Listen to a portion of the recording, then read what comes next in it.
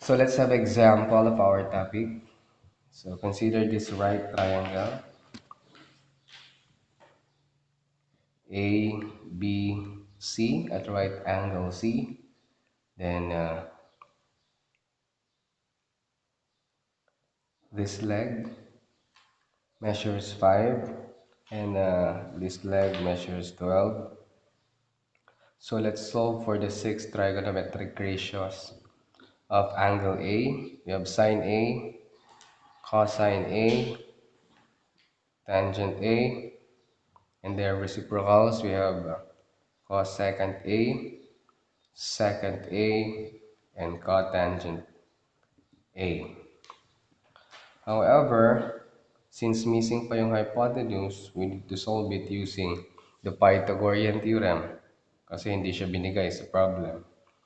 Now, how to solve that? We use Pythagorean theorem. So, napakasimple lang para mahanap natin si small c.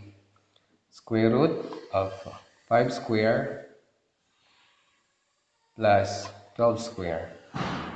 5 square is 25. 12 square is 144.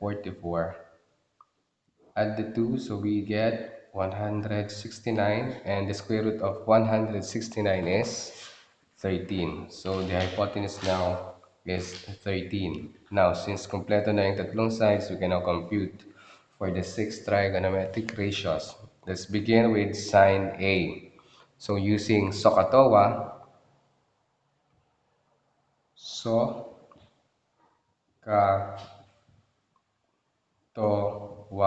sine, cosine, and tangent. For sine, we have opposite over hypotenuse. So take a look at angle A muna. So the opposite of angle A is 5 over hypotenuse, which is 13. 5 over 13. Remember, we need to simplify or reduce the fraction into its lowest terms. Now, in our example, wala naman na siyang lowest term, so as it is, 5 over 13. Now, for cosine A, so tingnan ulit tayo kay angle A, adjacent over hypotenuse. If this is the opposite, this will be the adjacent. So 12 over hypotenuse, 13. And get the lowest term, wala na siyang lowest term. 12 over 13. Now for tangent, TOA. Tangent A, since A yung binigay, tingin kay angle A. Opposite over adjacent, TOA. Opposite over adjacent. That's 5 over 12. So we have the first 3 trigonometric ratios. Now let's get their reciprocals. For sine A, we have cosecant A. So get the reciprocal of 5 over 13, that is 13 over 5. For secant, the reciprocal of cosine, so 13 over 12. And for the tangent, reciprocal niya ay cotangent, so get the reciprocal of 5 over 12, that's 12 over 5.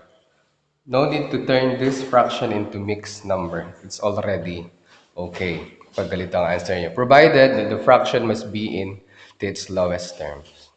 Now, for the angle B naman, let's get the 6 trigonometric ratios of angle B. So we have sine B, cosine B, tangent B. So, ang titingnan naman natin si angle B. So, for sine, opposite over hypotenuse. Ang opposite niya ngayon ay 12, and its hypotenuse is 13. So, that is 12 over 13. Next, for cosine B, adjacent, the adjacent of angle B is 5 over hypotenuse 13. So 5 over 13.